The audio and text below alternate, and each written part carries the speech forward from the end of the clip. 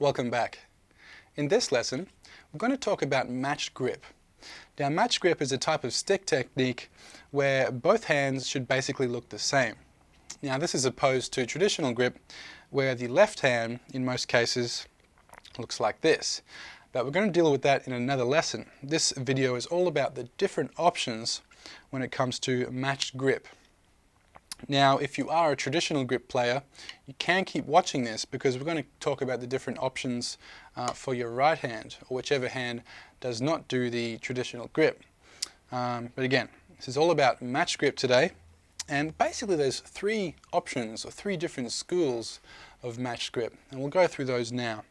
The first one, probably not the first one I was shown, but the first one I like to talk about is French grip. So this comes from a timpani technique.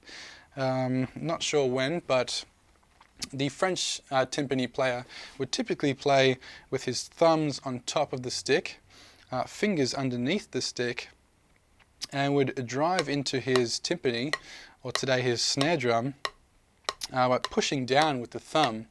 And also, to get more power out of the stroke, you can rotate your arm. So it's a matter of rotating your arm so that your wrist takes that power and turns it into a drumstick stroke. So there's a bit of wrist here, the wrist is moving sideways, a bit of rotation of the arm, and a bit of thumb pushing down. Now, French grip is good because you can also let the fingers do some of the work, especially when it comes to double strokes. And fingers come in handy when you're trying to play really quick but quiet. I also find the French grip pretty useful for playing on the ride cymbal. I don't have a ride cymbal here, but of course on the ride cymbal, especially when you're playing on the bell, you're playing all the way over there. And if you're playing an overhand technique, which means your hand goes over the drumstick, your elbow is going to be way back up in the air there. French grip allows you to relax and drive into the ride cymbal with your thumb. So that's definitely one of the advantages of French grip. Let's go over to what's called German grip. So German grip, we take that basic idea, that basic position of the fingers and thumb, and simply go overhand. So you put your hand over the drumstick. You immediately notice that my sticks are no longer together, parallel, like train tracks. They're more like the corner of a square now. So they're almost at a right angle as they join at the middle of the practice pad there. So this one is a bit more natural for me. It's what I was taught as a young student. I find it makes a little more sense for drum kit players because it allows you to start really drawing power out of your drums and cymbals.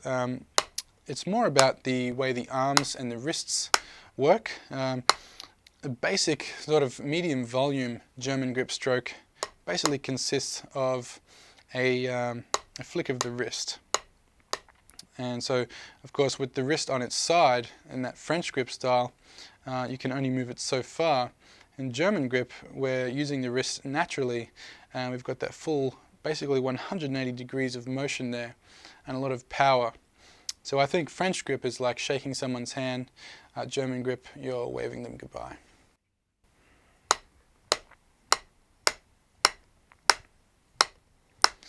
Okay, let's look at my personal favorite, which is the American grip.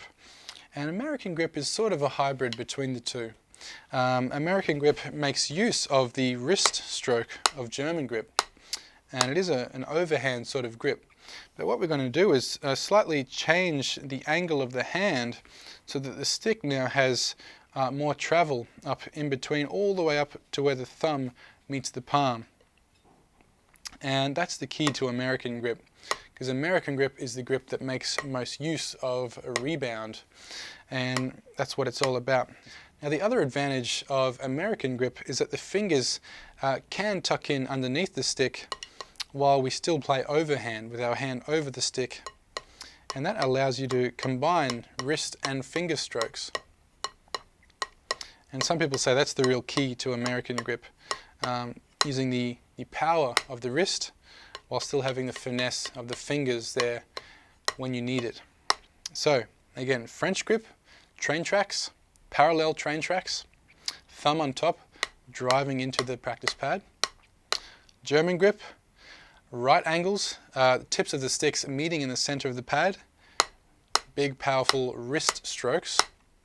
And American grip, your hand sits more on the side of the stick, still overhand but a little bit more on the side, really allowing the stick to bounce all the way back up and making use of the fingers as well as the wrist stroke.